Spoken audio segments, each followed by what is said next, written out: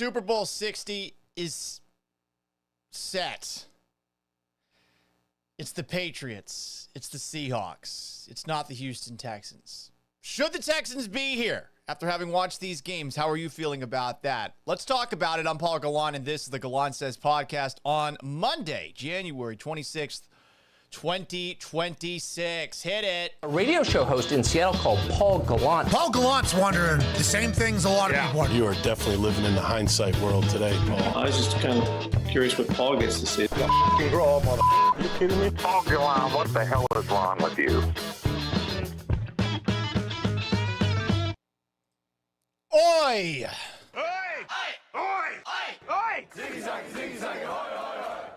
The Gallant Says podcast is live, up and running on YouTube at Paul Gallant. Like and subscribe if you haven't already. It's also available on Twitch at Gallant Says. Give me a follow, but I'd really appreciate a sub. It's available on Instagram at Sports Gallant. It's available on Facebook at Paul Gallant Sports. And you can also catch this bad boy on X at Gallant Says, at Gallant Says Pod. It's available after the fact in podcast form on Apple Podcasts and on Spotify. Subscribe, rate, and review the Gallant Says podcast. It's time for a hard truth. The Houston Texans didn't belong here.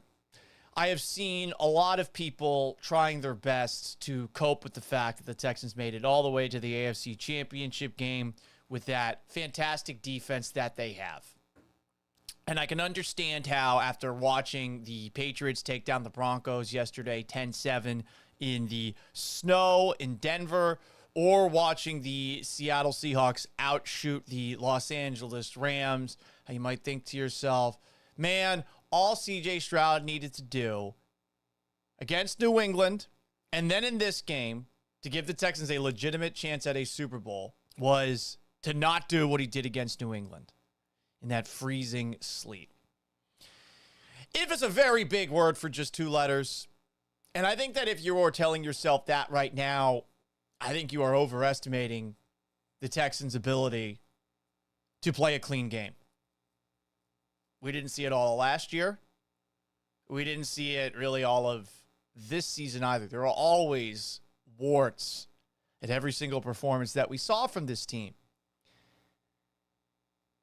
Do you really believe that this team was going to go out against the Denver Broncos, a team they lost to earlier this year in the snow, and put together a better effort than what New England gave yesterday?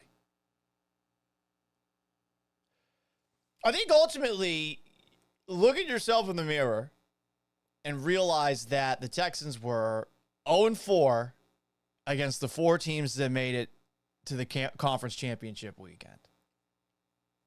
They lost to all four of these teams. I don't really see a world still thinking about how poorly Stroud played against the Denver Broncos, where realistically he's able to avoid that entirely against Denver. I think he would have played just as poorly in Denver, where that game would have taken place, as he did in New England. I don't think he's built for the outside. I think about his games with Ohio State, against Michigan. I feel the same way. And I've seen some people out there that are trying to tell themselves that if the Texans had played, Stroud would have been better than Drake May yesterday, or that Stroud would have been better than Jarrett Stidham. The obvious answer to people that say that is that I guess we'll never know, to quote Alex Bregman. But the other thing is, do you really feel that way? That awful throw that turned out to be a fumble that Jarrett Stidham pushed backwards, that was recovered by New England and set them up for their only touchdown. Do you really think that Stroud wasn't going to do something like that during the game? Do you really think that Stroud would have been better than Drake May, who used his legs to win a game where it was very clear that throwing the football wasn't going to work because of New England's inability to protect the passer and because Denver's got some really good guys in their secondary, much like Houston? May adjusted in this game. The stat lines are ugly at the end of the game, but what do we always say about stats? Stats are for losers. Final scores for winners. Thanks, Bill Belichick. I needed that. The stats are for losers. The final score is for winners. What are we talking about? What are we talking about here? Are you really trying to tell us that Stroud was going to play better than what May did when we've seen Stroud refuse to take off and use his legs ever since he went down against Denver? Do you really feel that? Some of you guys clearly seem to. And I don't want to, well, actually, I just think expecting a better performance from Stroud than what you saw from Drake May yesterday, I think it's hope more than anything. Some people in the chats are saying Davis Mills. And another person comments, Brandon Lamb says, shout out to the Patriots MVP, also known as every single quarterback that they faced. I mean, if you want to point it to that, I think you could. If you want to point at that, sure, go ahead. But the Patriots are always here, Belichick and Brady era, and now Mike Vrabel era, because they screw up less than the opposition. And that's one of the biggest things you got to do in the playoffs. Sorry to football explain to you, but as someone whose favorite team is now going to its 11th Super Bowl in my lifetime, those teams have never flashed. Bill, give it to me again. Stats are for losers. Final scores for winners. Screw up less. These games are always ugly. Well, but Stroud could have done better than what Drake May did on Sunday. Sure he could have. May used his legs, won the game with his legs, even in a performance where he struggled to throw the ball, was missing guys, and was getting sacked a lot. He used his legs just enough. That's all he needed. So seeing over the last 24 hours the coping mechanisms of not just people who are Texans fans, but reporters as well. Ugh! I'm disgusted. Truly. Some of the stuff that I've seen has been embarrassing. It reminds me, oh yeah, this market, not as tough as it needs to be. I've seen some stuff from Jonathan Alexander, especially in the Houston Chronicle. Hey, Trevor Lawrence gets a new coach. MVP candidate. Trevor Lawrence gets a coach and things are better. Sam Darnold's proof that you just got to get yourself up and try again. Okay, sure. All of those things theoretically could be true. It's wishful thinking. At this moment in time, it's wishful thinking. Maybe there will come a day where we're looking at CJ Stroud as a Super Bowl quarterback, but be real. Do you think that's going to go down? I just have a hard time understanding how anyone thinks that this team specifically with that quarterback belongs in this game. It's not a lot of people that are saying it, but it's enough people who are saying it. It's enough. So please help me out with that. Please explain this weird spin zone, because I don't quite get it. I really don't.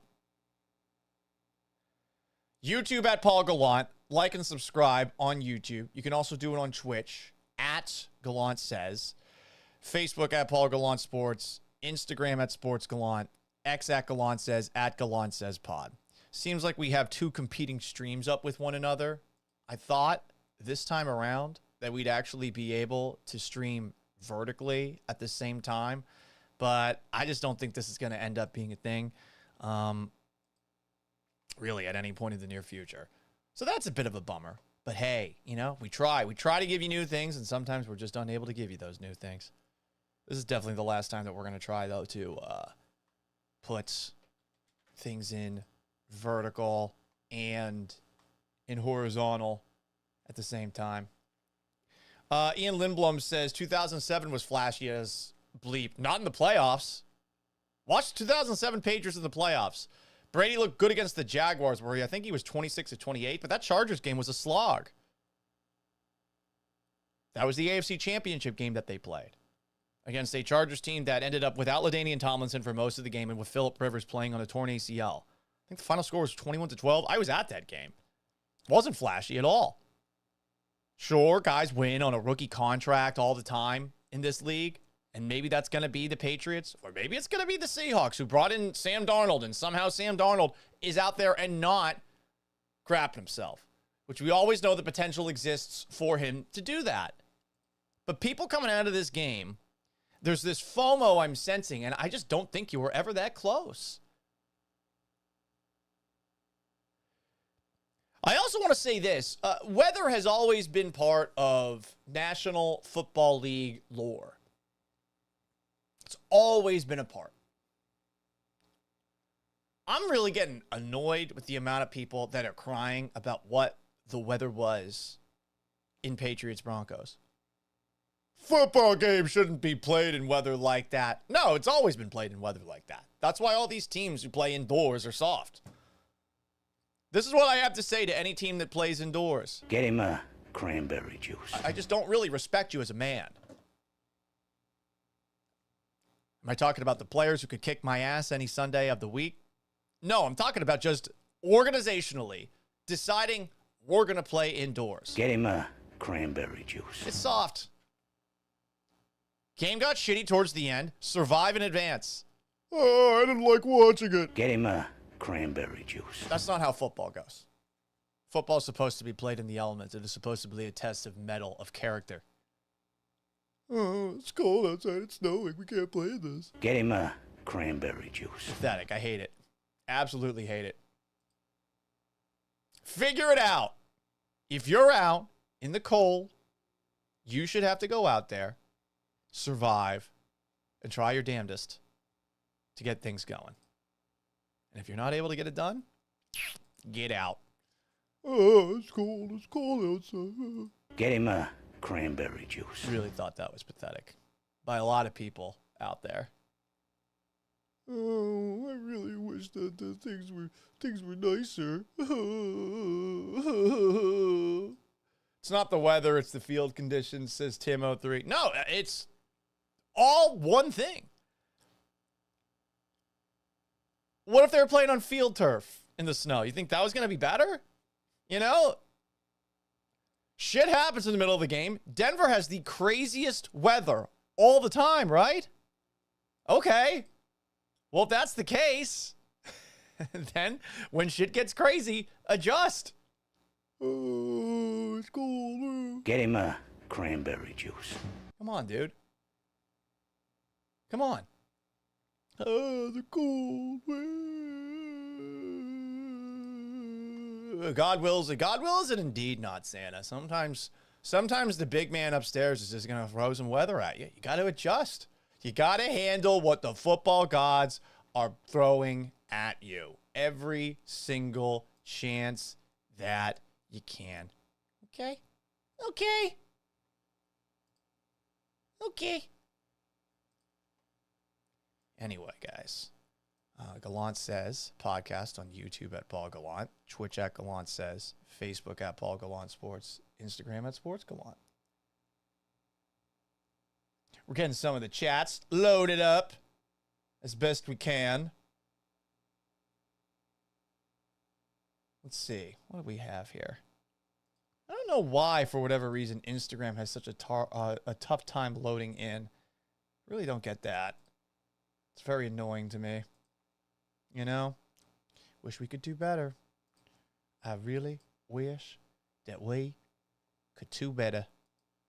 That we could do better, everybody.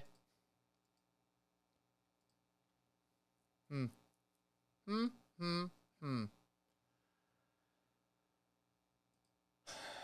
do we get the chats in from TikTok on this rather late episode? How do we get it? I don't know. Sorry about that, y'all. I apologize. I very much apologize. Not Santa says, if Drake May sucks during the Super Bowl, does he become your Antichrist? No, I mean, listen, the fact that he got there in his second year, it's crazy. Is he the second coming? Tom Brady got there in his second year. I don't know. Guess we'll have to wait and find out. Sports, everybody. They're crazy. Riku8799 says, I'm angry. It just seems like a wasted opportunity. I think it's fair to be mad. But I don't think that they were going to do any better yesterday. In that weather, I think it might have been more one-sided. Even with C.J. Stroud healthy. I don't think it would have gone very well. Kai Marquis says on TikTok, hot take, the Falcons are a quarterback away from being a playoff team, I think. Well, a lot of teams you could say that about them, you know? Champ Slice says it's a wasted opportunity because CJ bleeped the bed and D'Amico doesn't know what he's doing. I think D'Amico has a general idea of what he's doing, but offensively, the Texans are without a paddle at this moment in time. You know?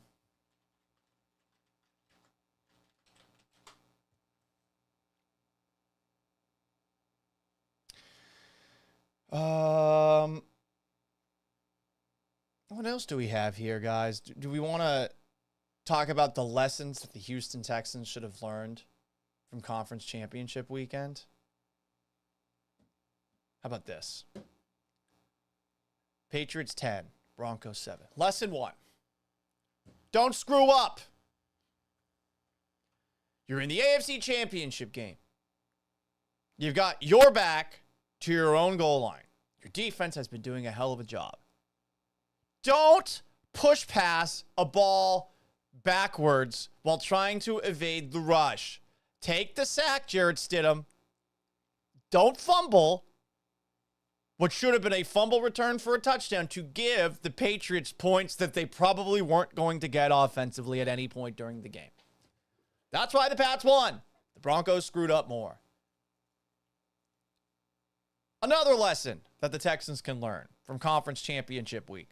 Field position is an advantage when the weather gets shitty. Now, I don't know that Sean Payton could have possibly known how crazy things would get towards the end of Patriots Broncos, but he should have had an idea. It's 4th and short. The conditions seem okay. Your kicker has kicked in Denver for a while. I don't know. Here's a thought. Maybe kick the field goal. Sean Payton said afterwards he felt like he had the momentum. To me, I felt like at that moment in time, the Patriots were going to struggle to score any points. By going for it on that 4th down, running the football, yes, on a bootleg, but doing exactly what the Patriots wanted the Broncos to do, any momentum the Broncos had right there was completely gone. You're up 10-0 with the way that the Patriots offense had looked to that point. The only way you can give this game back to New England is if you biff it, is if you screw up. Which brings me back to another lesson for the Houston Texans from Conference Championship weekend. Don't screw up. Like what Broncos kicker Will Lutz and the Broncos special teams did for that field goal that was blocked. Apparently, they lined up 6 or 7 yards behind the line of scrimmage instead of 8 because they couldn't see the yard lines. Okay, not optimal, but you can't screw that up. If you've kicked field goal after field goal after field goal in practice and on top of that in games, you should know automatically how far 7 yards behind the line of scrimmage is. If it's a matter of habit, you should know exactly where you're supposed to line up. He screwed up on that front. Don't screw up. Another lesson to be learned from Conference Championship weekend. If your arm isn't getting it done, use your legs if you have them. A few good plays can get it done for you. Drake May had a couple of them. That's why the Patriots won. He ran for a touchdown. He had the naked bootleg on 4th down that iced the game. He had another big run that set New England up, I think, for the field goal that they kicked to take the 10-7 lead. CJ Stroud's got to know that he can use his legs as well. Is he as athletic as Drake May? No. Still, if you're having a game where throwing the football has been a disaster for you, well, take what the defense gives you, and if that defense is dropping back a bunch of guys into coverage, take off and run. You got to shake off the idea that you've been concussed before. Run more. You want to be a pocket passer? Fine. But I've heard Stroud multiple times over his career talk about how he wants to use his legs more. Well, you actually got to use them. Drake May did, and that's the difference. It's not about a pretty stat sheet, all you fantasy football nerds. It's about making plays when it matters most. And if you are a quarterback that's got good legs, guess what you should do? Use them. What a thought. Don't screw up, guys. It's the biggest lesson. The Texans didn't already learn it from a 5-turnover game against New England. Learn it again from watching Patriots Broncos. Don't screw up. In case the Texans didn't know that, you could also take that away as a lesson from Seahawks and Rams. Xavier Smith, the Rams punt returner. That guy was a ticking time bomb from the first time that we saw him fielding a punt, where he bobbled it. Next time around, he muffs it. They benched him after that. Too late. Matt Stafford said after the game that he told Xavier Smith he loved him. That's going to make Xavier Smith not regret what happened in that moment in time. Catching a punt is really hard. I don't empathize with Xavier Smith. When I was in high school playing football, I was our backup punt returner. Very regularly, our punt returner, who was our starting quarterback, very weird, I know, fastest guy on our team, would sub out to take a breath because he was one of our corners. So that would mean I would go back to return punts. Can you guess the amount of times in 7 or 8 times back returning punts I decided to catch the punt? 0, because I couldn't catch him in practice and I didn't want to screw it up for my team. Did it give us the best field position? No. Could I have done something if I had caught a punt and actually moved with it? Probably. I was pretty good as a returner. But if you can't catch it, you can't catch it. And if you've bobbled one punt in this game, dude, you got to know yourself. Xavier Smith messed up there. He shouldn't have tried to catch that one. Don't screw up. Another lesson for the Texans coming out of conference championship weekend. Get the 1 seed. That way, you don't have to deal with the elements. That's going to be tough to do. There's only one seed per conference. But you are in the AFC South. That helps you out a little bit. Titans stink.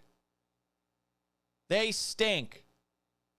The Colts, I don't see how they're better than they were this past season. Seems like everything was crashing back towards reality as the season wore on. Jaguars looked good last year. So that's going to be a little bit tougher. Get the 1 seed.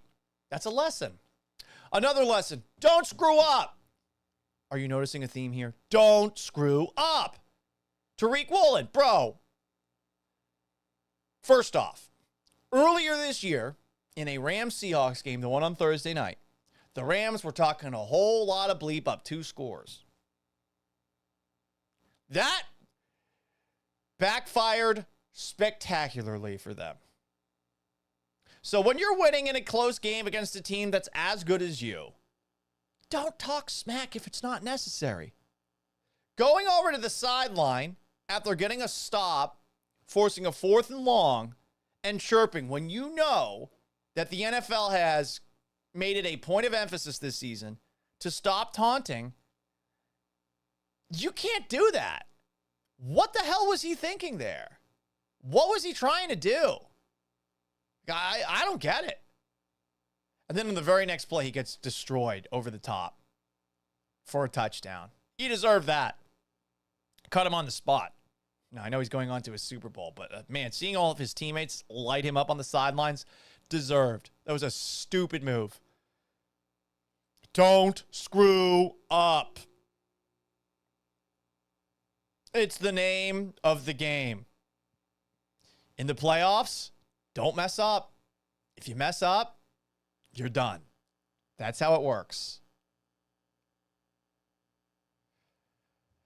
So I hope that the Houston Texans can take these very valuable lessons, write them down, and, do something with them next year. Do something with them next year.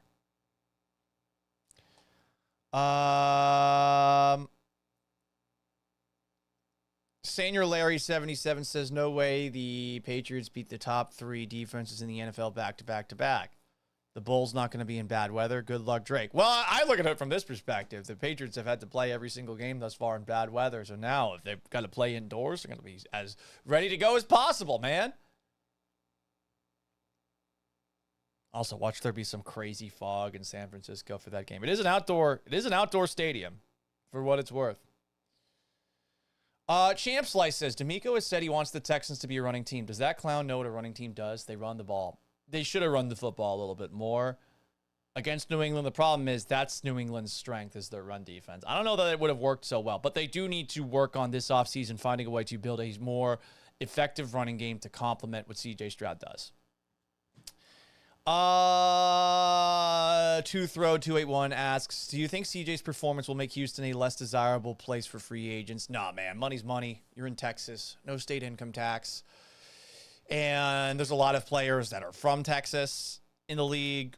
No, I don't think Stroud's performance is going to keep people from coming here. I would say that contracts themselves and what the Texans are willing to offer, because it seems like they don't like to go over a 3-year deal, that might affect things. But no, I don't think Stroud's performance is going to make people not come here, This isn't the Browns.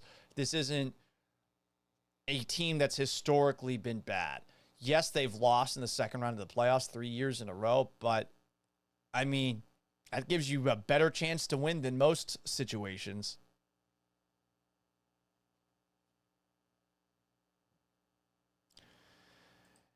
Kenny asks, do you think CJ Stroud is getting $55 million a year? Probably. That's just the way it goes for quarterbacks. Doesn't necessarily mean he deserves it.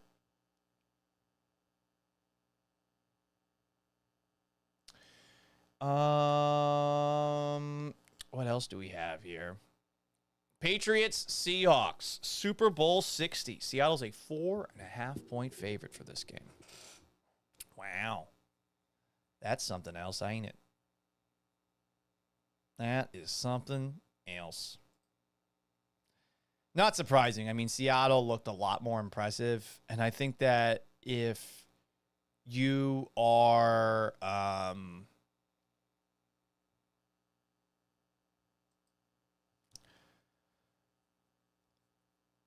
I think that if you're a neutral observer, you thought the NFC Championship game was the actual Super Bowl and that the AFC Championship game was a bronze medal game. I think Seattle, top to bottom, is more impressive than New England. I think that multiple times this season, Seattle has shown that they can overcome really bad performances by Sam Darnold and still almost win. The game Darnold played against the Texans, the game Darnold played in the first Seahawks-Rams game. I know the Rams won that game, but Darnold turned it over 4 times, and they still almost won the game on a walk-off field goal. So I get why a lot of people are looking at the Seahawks and they're putting money heavily on the Seahawks. I probably would too if I was a neutral observer. We'll get to some more headlines. Ian Lindblom asks, what is, Paulie, the call-in for the voicemail line? That's a great question. If you ever have a thought, you can text or call 281-836-3912. Again, that's 281-836-3912.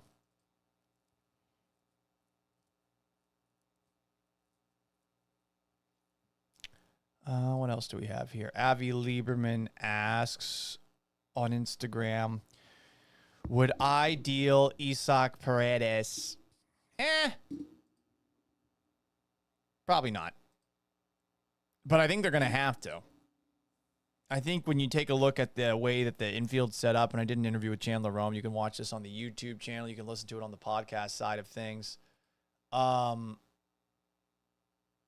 I just do not see how the Astros can go into this regular season with the amount of guys that they have in their infield, you know. Omar F asks, Patriots Seahawks split jersey. Paul, no, absolutely not. Come on. I wouldn't do a split Patriots Texans jersey. I'm not. Listen, look at this thing. I'm not wasting one of these on a team that is not as good as the one I grew up rooting for. Come on now. Some coaching tidbits, Texans adjacent. The Eagles are interviewing Texans quarterback coach Gerard Johnson to be their offensive coordinator. That's surprising, huh? Especially with how things went for the Texans this past season. Good luck to Gerard. Honestly, he probably should take it if they give him an offer. The Titans are interviewing defensive back coach of the Texans, Dino Vasso, for their defensive coordinator gig. Could be a huge loss. Take a look at what the Texans secondary has done this season. Mike McDaniel is officially the Chargers general manager. How about that? General manager. Chargers offensive coordinator. That is officially official. Good for them. That's neato. That's wonderful. That's quacktastic. What else do we got here? The Dolphins have hired former Texans offensive coordinator Bobby Slowick to be their new offensive coordinator. By the way, Slowick interviewed with the Philadelphia Eagles, also for that gig. That's surprising. The Steelers hired Mike McCarthy. Did anybody see the backstory to the Steelers hiring Mike McCarthy? So, first off, I guess Mike McCarthy's dad has deep ties to the Pittsburgh area, as does McCarthy. McCarthy worked as a graduate assistant at Pitt in the late 80s when he worked the overnight shift collecting tolls on the Pennsylvania Turnpike. His dad was a Pittsburgh firefighter and owned a bar that Mike cleaned on Sundays before church, Joe McCarthy's Bar and Grill. Mike was raised a Steelers fan. The Steelers were never going to hire anyone who didn't have connections in Pittsburgh. Mike McCarthy's from the blue-collar neighborhood of Greenfield, Pennsylvania. Rob Demovsky of ESPN.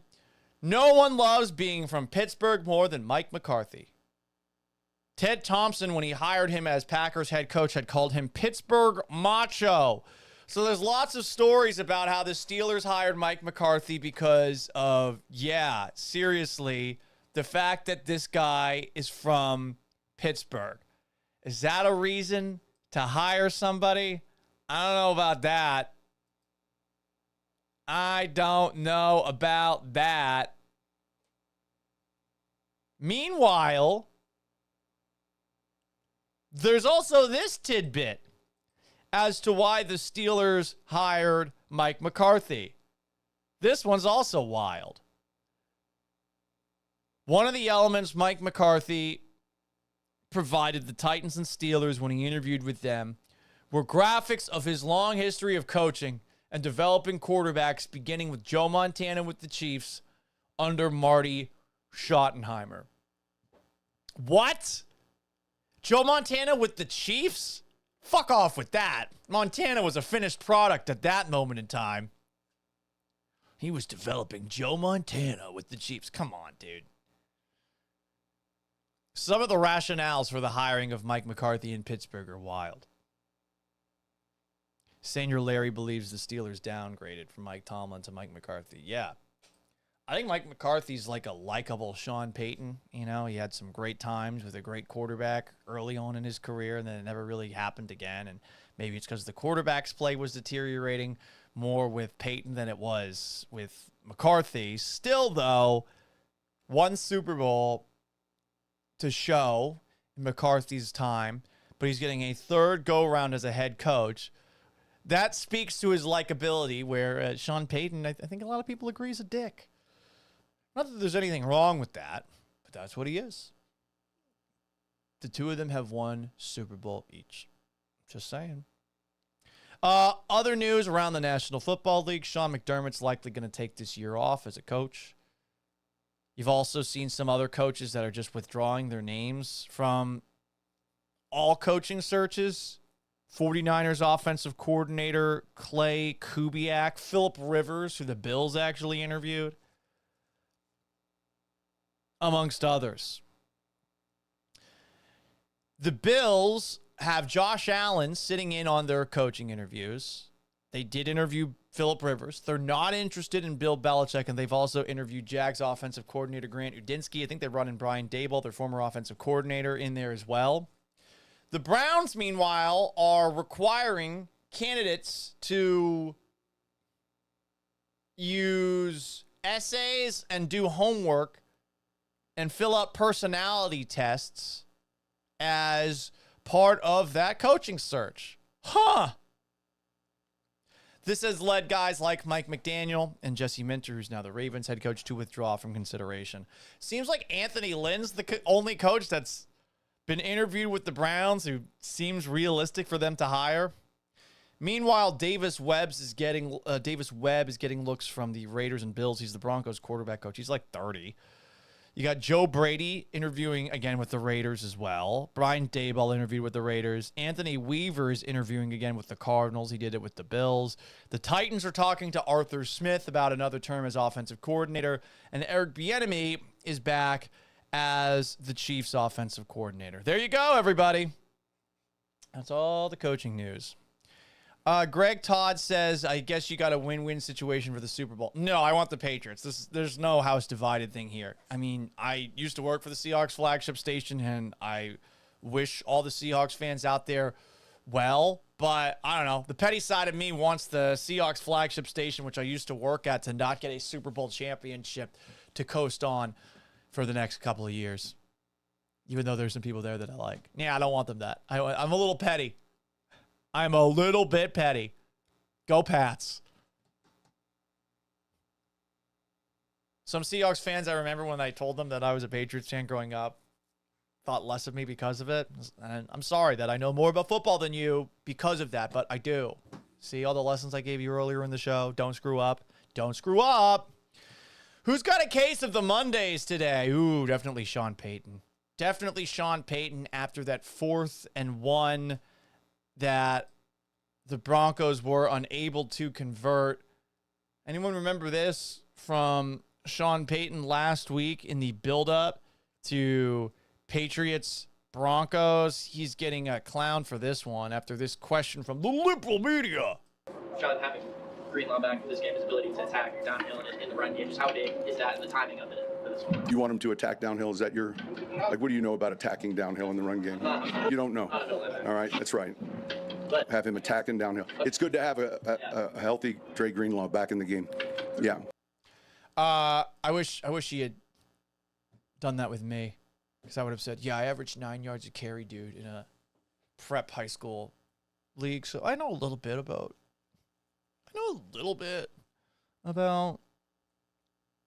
running downhill. You know, would have loved to do that. Day Zero Largo says Paul's going to sew a half Patriots have Seahawks jersey for the big game. Ew, again, as if. I only do that for a sport that I don't respect, like baseball, you know? Like Astros, Mariners. I got to bullshit through a 162-game regular season talking about baseball every day, you know? So one of the ways to do it is by pissing off both fan bases of a sport that I don't really give a shit about. No, I would never do anything sacrilegious to Patriots gear. Absolutely not.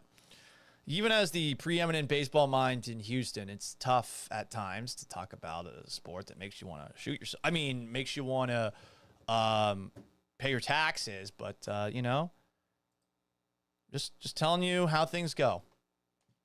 What else do we have? Who's got a case of the Mondays? Jared Stidham. What the fuck was that shuffle pass that he did? That it was a fumble. What was that?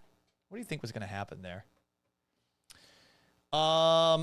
Will Lutz Case of the Mondays. Lined up too close on that field goal. A little too close. Xavier Smith,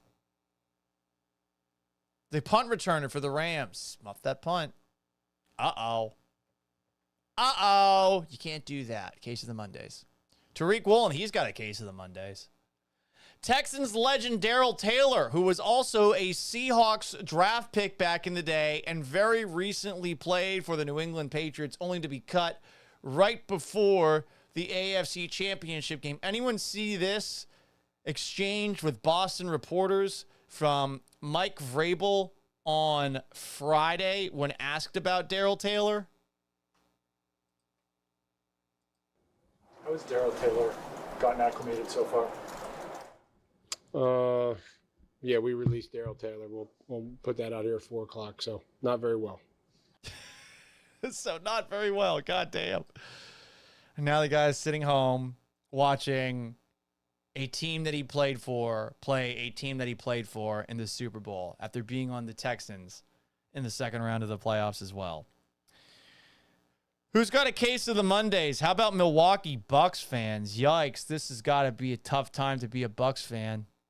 A very tough time to be a Bucks fan. Sounds like Giannis is on the verge of pressing the trade me button. This was Giannis Antetokounmpo last week talking about his teammates in Milwaukee. I know you don't view it as I need more shots or I want more shots, but it's I think 11 shots for you tonight, 12, 13. Getting one of the most efficient scorers on the planet more shots is a good thing for most basketball teams. How do you feel like the team can be more successful in that regard, getting you more shots, getting you more touches? Look, I'm not the guy. I'm not the guy that will yell and cast his teammate out and demand the ball. I've never done that in my career, but I feel like I've played with teammates that kind of understand, the gravity that I can cause for our team and how I can create for my teammates or for myself, and how I can help the team be more successful. But maybe for some reason, I don't understand, maybe because we're young, maybe because we're not playing well, maybe because guys think it's their turn. They want to, carry the team on their back and try to turn this around, but I really don't get it. I really don't. And it's not like I'm not trying to be aggressive. I'm really trying to be aggressive, but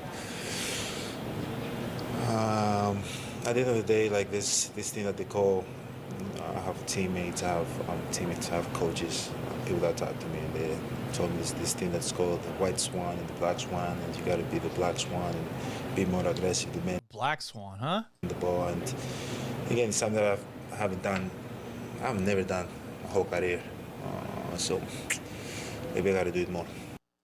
I know. So that's part one with Giannis, where a lot of Bucks fans all of a sudden think that he might be gone in the not too distant future.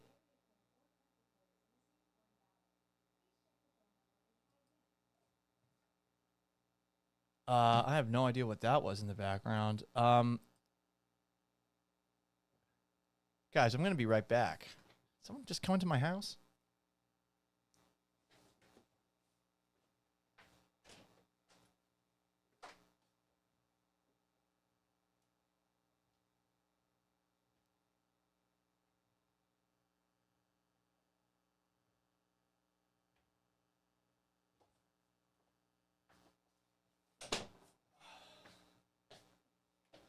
Nope.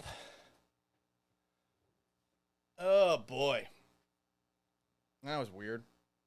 That's a little weird. What else do we got going on?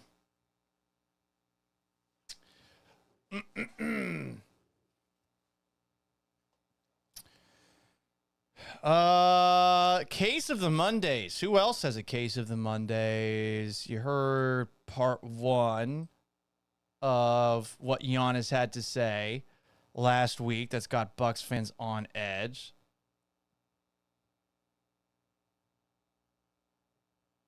this is a 2-minute clip, so we're not doing that. Sorry, everybody. We had a little bit too much to drink on Sunday after the conference championship victory and didn't wake up on time. So I apologize for that. What else do we have? Who else has got a case of the Mondays? How about this random Detroit man? Anyone see this? Hear about this? This took place at the airport, Detroit Metro's airport on Friday. Not good, everybody. Not good. Someone seems to have driven a car into the airport. Not good. Tried to Kool-Aid man his way in. Guy wearing an Amon-Ra St. Brown jersey.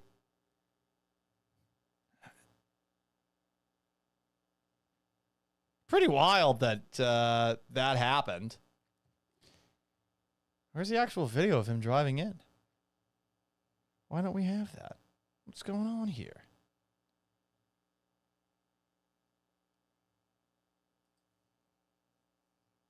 Case of the Mondays, everybody. Senior Larry says, Ice has a case of the Mondays. Yeah, man. Not a good weekend for them. Not a good weekend for them at all. Who else has a case of the Mondays? Ooh, how about Adam22? Who's Adam22, you might ask? I don't know. Some fucking dude who I think is like a podcaster, and his wife's a porn star, and I think that he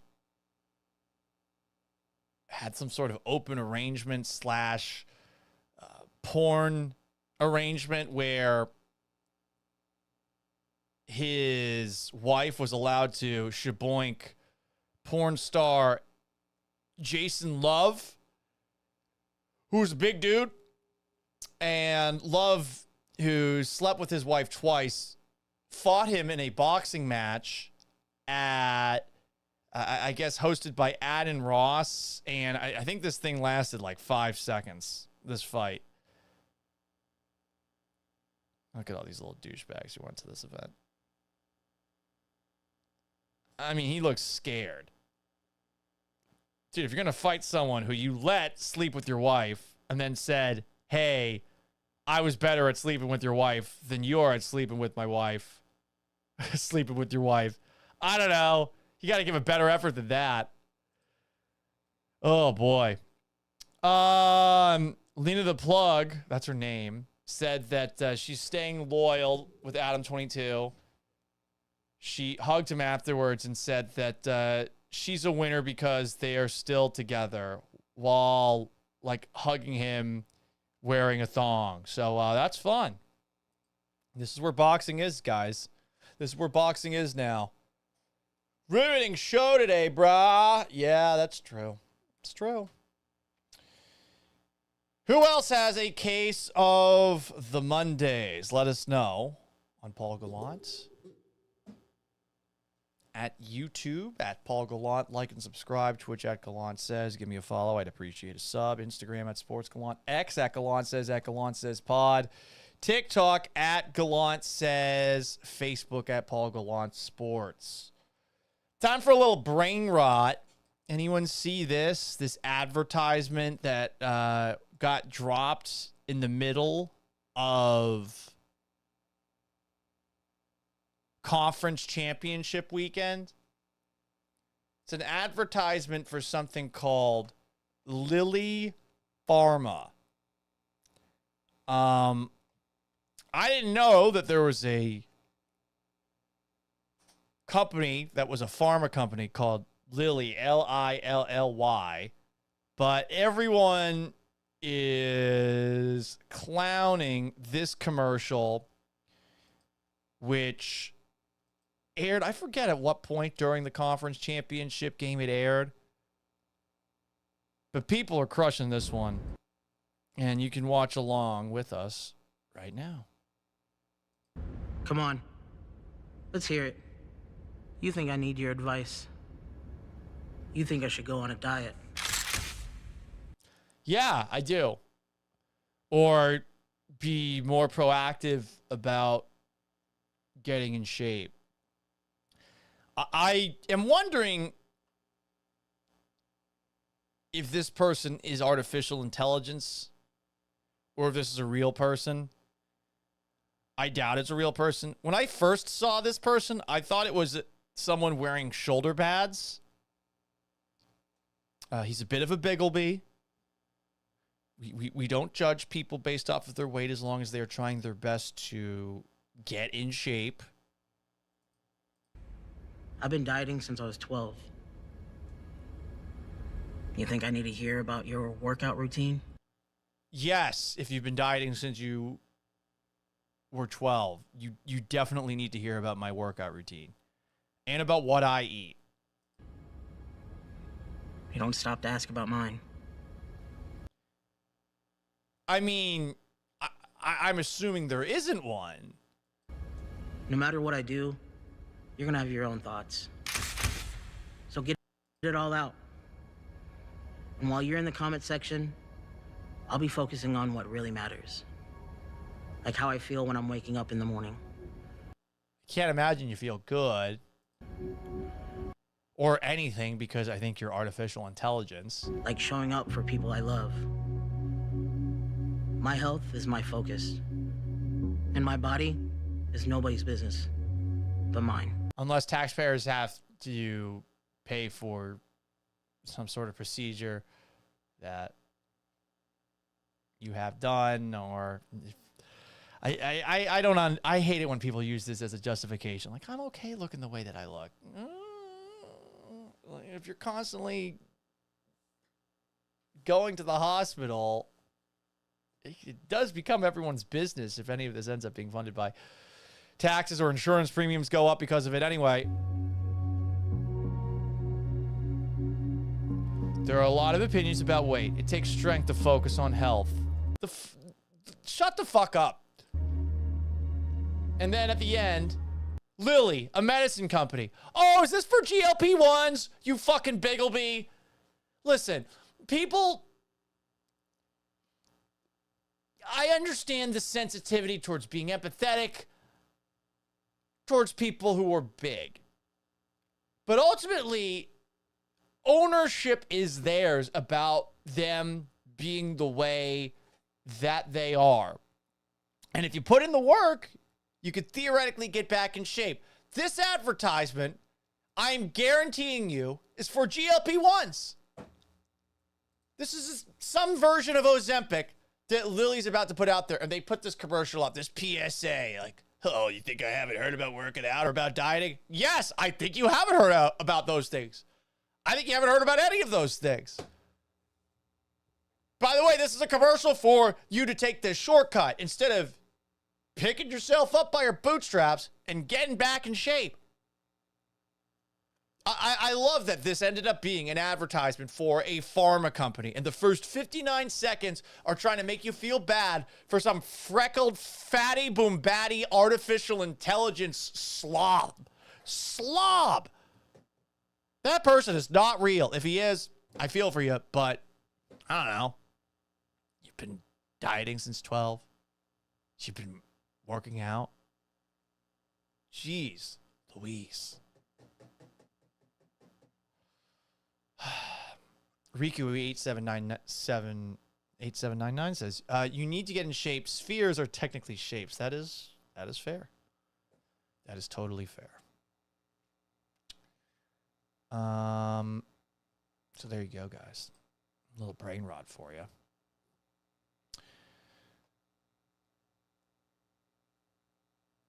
Minnesota's an absolute bleep show.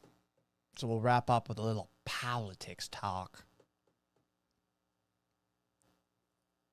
Conceptually, I get what ICE is trying to do.